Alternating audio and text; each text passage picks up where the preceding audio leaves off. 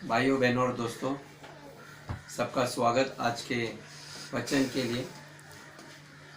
मैं धन्यवाद देता हूँ परमेश्वर को कि परमेश्वर बहुत जल्दी से जल्दी हम सबको विजय से जयवंत बना के और बहुत मजबूत हम लोग निकलने वाले प्रभु यीशु के नाम से। आमीन। आइए हम प्रार्थना से शुरू कर दें। पिता परमेश्वर, हम धन्यवाद देते हैं सुंदर समय के लिए, धन्यवाद देते हैं आपकी उपस्थिति के लिए प्रभु, धन्यवाद देते हैं प्रभु यीशु हमारे उद्धार करता, आपने जो हमारे लिए किया प्रभु उसके लिए हम धन्यवाद देते हैं। हम विश्वास करते हैं इस वक्त भी जैसे परमेश्वर का वचन परमेश्वर आपने हमें दे दिए, परमेश्वर उस वचन को आप अभिषेक करना ताकि हर एक सुनने वाले को परमेश्वर वो उनके चित्त में परमेश्वर वो फलदायक बने प्रभु, वो एक वृक्ष बन के परमेश्वर जो हरा भरा है। परमेश्वर आपका वचन दोधारी तलवार से तेज है प्रभु, परमेश्वर हमारे अगुवाई कर, जो जीवन में हमारे सही नहीं हो निकाल दे प्रभु, और जो फलदायक है परमेश्वर उसको बढ़ा प्रभु। हम जानते प्रभु आप हमें आपके स्वरूप और आपकी समानता में हमें हर प्रतिदिन बनाते रहते हैं। हम महिमा से महिमा में जाएंगे प्रभु। मैं धन्यवाद देता हूँ इस समय के लिए, आने वाला समय आपके हाथ में देता हूँ प्रभु यीशु के नाम से करते सुन और कबूल कर। आमीन। आज हम सही अंगीकार कैसे करना है उसके बारे में सीखेंगे। आमीन। हम जाएंगे होशाया की किताब में 14 चैप्टर 2 में। होशे 14 वचन 2 कहता है, बातें सीखकर और यहोवा की ओर फिर कर, उससे कह, सब अधर्म दूर कर, अनुग्रह से हमको ग्रहण कर, तब हम धन्यवाद रूपी बलिदान चढ़ाएंगे। आमीन। अभी हम फिर से एक बार पढ़ेंगे धीरे धीरे। बातें सीखकर और यहोवा की ओर फिर कर, उससे कह, सब अधर्म दूर कर, अनुग्रह से हमें ग्रहण कर, तब हम धन्यवाद रूपी बलिदान चढ़ाएंगे। आमीन। अभी यहाँ पर हम देखते हैं कि वचन कितने महत्वपूर्ण है। आमीन। यहाँ इस वचन से हम देखते हैं कि वचन ही सब कुछ है। वो कहता है कि अपने वचन को लेकर आप प्रभु के ओर मुड़ो। आमीन। परमेश्वर चाहता है कि हम अपने वचन को लेकर उसके ओर मुड़े। आमीन। हर वक्त हम जब कुछ बातें करते हैं हम अपने जीवन को एक आकार देते हैं, हम उसको एक शेप देते हैं। आमीन। और हमारे भविष्य को भी हम अपने वचन से ही बनाते हैं। आमीन। तो हम आज जो भी है, जो हमने पहले वचन जैसे मैंने कई बार कहा है कि आज हमारी जो भी परिस्थिति है, जो भी हमें इस हमारे मुख से जो वचन निकले उसके कारण है। आमीन। इसलिए यदि हमें एक बढ़िया जीवन या उज्जवल भविष्य हमें बनाना है तो हम सिर्फ अपने वचन से हम बना सकते हैं। आमीन। और मैं विश्वास करता हूँ सब लोग को एक बढ़िया और उज्जवल भविष्य चाहिए। हालेलुया। इसलिए हम कभी भी हमारी समस्या के बारे में ज़्यादा अक्सर बात नहीं करना चाहिए। आमीन। मैं जानता हूँ इस वक्त हम सारी दुनिया समस्या से जूझ रही है, लेकिन हम जानना चाहिए हमारे अंदर प्रभु यीशु विराजमान है। आमीन। और हम वो बातें करते हैं जो हमारे प्रभु यीशु हमेशा हमें सिखाते हैं और वही करना चाहिए। आमीन। तो हमेशा हम अपने विजय की घोषणा करते रहना चाहिए। We should declare victory no matter. मैं कभी भी प्रार्थना करता हूँ किसी की समस्या, मतलब धन्यवाद प्रभु कि ये जो समस्या आप इस समस्या से हमें बाहर निकाल रहे हो, यानी कि मैं विश्वास के साथ कहता हूँ कि परमेश्वर इस समस्या से आप मुझे बाहर निकाल रहे हो। आमीन। और यदि हम ऐसे लगातार कहते रहेंगे तो हम निश्चित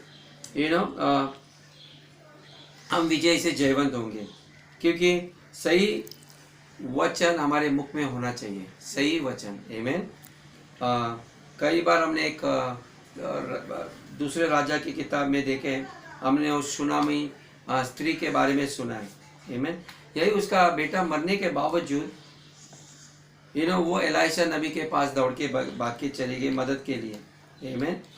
और उसने जब वो एलाइशा नबी के पास गई तो वो कुड़कुड़ाते गई नहीं, जबकि आप सोचो उसका इकलौता बेटा मर चुका था। और वो बोली सब कुछ, एलाइशा पूछते कैसे, तो वो सब ठीक है। ओके। और जैसे वो ठीक है करते कहता है तो एलाइशा के पास जाने के बाद उसका उत्तर मिलता है और उसका बेटा जिंदा होता है। आमीन। उसको उसका चमत्कार मिल गया। उसने वो बात नहीं किया जो वो परिस्थिति से गुजर रही थी।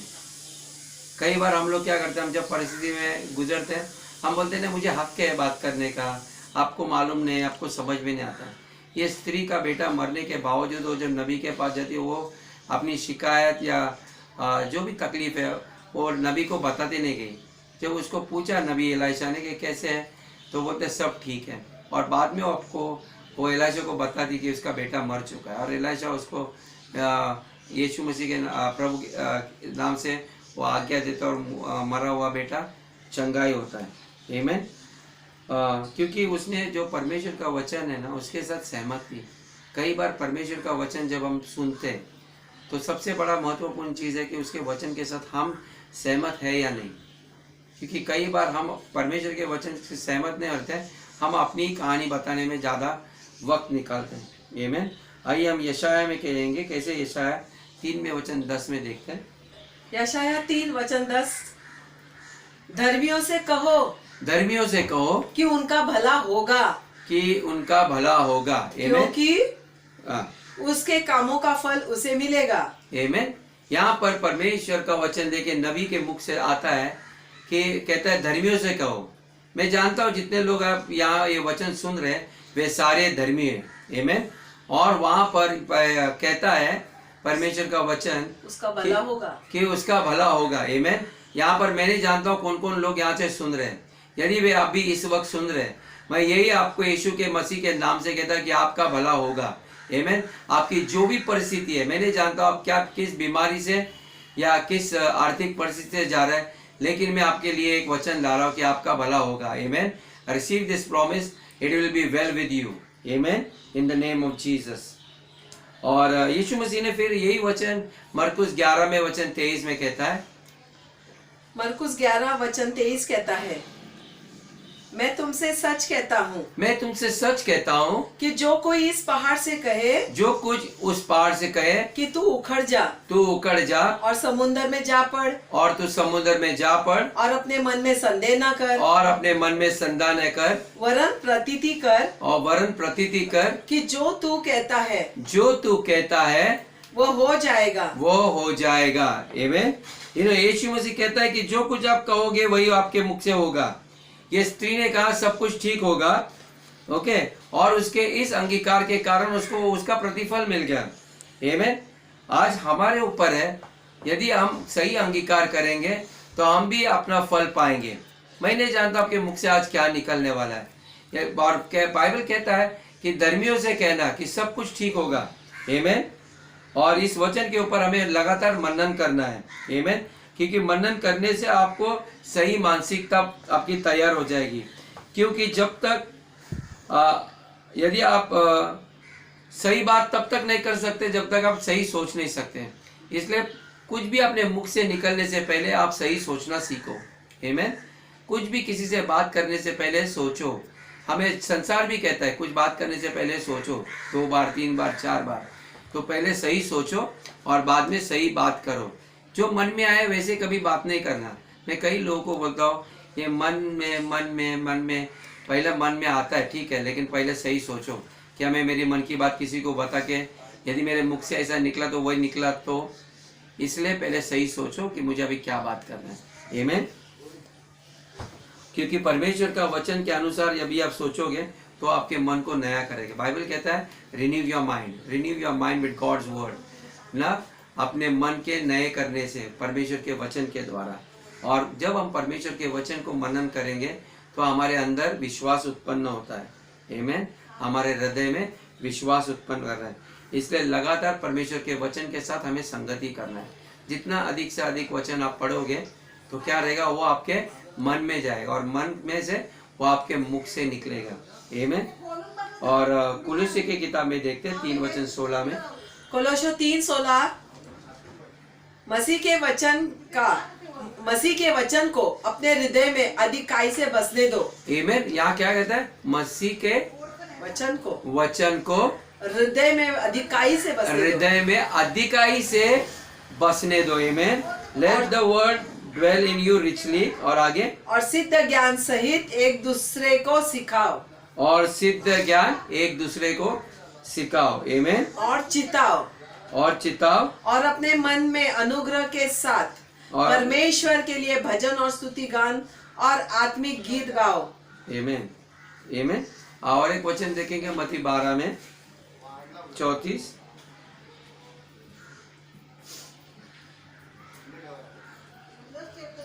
मैथ्यू 12:34। मत्ती 12:34 कहता है, हे सांप के बच्चों, तुम बुरे होकर क्योंकि अच्छी बातें कह सकते हो, क्योंकि जो मन में भरा है वही मुंह पर आता है। जो मन में भरा है वही हमारे मुख से आता है। बाइबल कहता है आज आपके हमें टटोलना है कि आज मेरे अपने मनों में मैं क्या चीज से हम भरे हुए हैं। आमीन। क्या आज समस्या से भरे,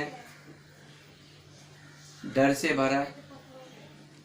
मैं प्रार्थना करता हूँ हर एक के लिए कि आपके हृदय में परमेश्वर के वचन बस जाए, अधिकाय से भरना चाहिए, क्योंकि जो मन में भरेगा वही आपके मुख से निकलेगा। मैं नहीं जानता आप टीवी के द्वारा या टेलीफोन के द्वारा क्या सुन रहे हो, क्योंकि जो कुछ सुनते हैं हम वो हम मन में भर जाता है और वही अपने मुख से निकलता है। इसलिए आज वक्त आ चुका है कि हम अपने मनों में परमेश्वर के विश्वास भरे वचन को हम भरना चाहिए, क्योंकि वही हमारे मुख से निकलेगा। आमीन। क्योंकि परमेश्वर ने जब ये वचन हमारे मुख से निकलेंगे वो आपको अच्छी स्तर में, ऊंचे स्तरों में सफलता के, विजयी के, आमीन, और धनवान होने के लिए परमेश्वर ने बहुत सारे वचन पवित्र शास्त्र में लिखे हुए हैं। वे जब आपके मुंह से निकलेगा, बाइबल कहता है कि गरीब लोग कहो कि हम अमीर हैं, बीमार लोग कहो मैं चंगा हूँ। बोलिए कभी कभी सुन के कि मैं चंगा हूँ, मैं अमीर हूँ, मेरे ऊपर बहुतायत का अभिषेक है, बहुतायत का अभिषेक मेरे जीवन पे उतर रहा है इस वक्त। तो क्या होगा, जैसे आप बोलते रहोगे तो आप निश्चित आपके मुख से जो निकलता है आप वैसे बनते जाओगे। आमीन। क्योंकि परमेश्वर ने आपके लिए एक योजना बनाई है कि आप एक सफल जीवन से भी बढ़कर एक जीवन हमारे लिए, यीशु ने कहा मैं आया आपको बहुतायत का जीवन देने के लिए। आमीन। तो हमारा काम यही है कि वही यीशु ने जो हमारे लिए कहा, उसने जाके कई बीमार लोगों का यीशु के नाम आप चंगे हो तो वे चंगे हो गए। तो हमें भी कहना है कि मैं चंगा हूँ, मैं सामर्थ्य हूँ, मेरे अंदर भय का आत्मा नहीं लेकिन प्रेम का, संयम का, सामर्थ का आत्मा है। आमीन। और जब हम ये कहेंगे तो हमें एक बढ़िया जीवन मिलेगा। आमीन। तो आज मैं विश्वास करता हूँ परमेश्वर के वचन से आप कुछ सीखें। आमीन। आइए हम प्रार्थना करते हैं। पिता परमेश्वर, हम धन्यवाद देते इस समय के लिए। प्रभु आपने हमारे इस वचन को परमेश्वर आपने हमें दे दिए, उसके लिए हम धन्यवाद देते हैं। प्रभु हमें क्षमा कर परमेश्वर, जब हमने अनजाने में परमेश्वर कई बार हमने समस्या, डर के बारे में ज़्यादा बात किया। प्रभु परमेश्वर हर एक शब्द को, उस नकारात्मक शब्द को परमेश्वर हम नाकाम कर दो और परमेश्वर हम अपना मन फिराते प्रभु और फैसला करते कि प्रभु आज के बाद हम सही आपके विश्वास भरे वचन को परमेश्वर हमारे मुख से निकालेंगे जो यीशु के मुख से निकले थे प्रभु। और परमेश्वर हम विश्वास करते हैं कि आपने कहा कि जो कुछ आपके मुख से निकलेगा वही पाओगे। आज के बाद हम कहेंगे कि हम धनवान हैं, हम आशीषित हैं, हम जगत के लोगों से आशीषित हैं, हम देने वाले लोग हैं प्रभु। आओ धन्यवाद धन्यवाद धन्यवाद प्रभु, धन्यवाद देते प्रभु, धन्यवाद देते पवित्र आत्मा इस वक्त हमें हमारी अगुवाई करने के लिए।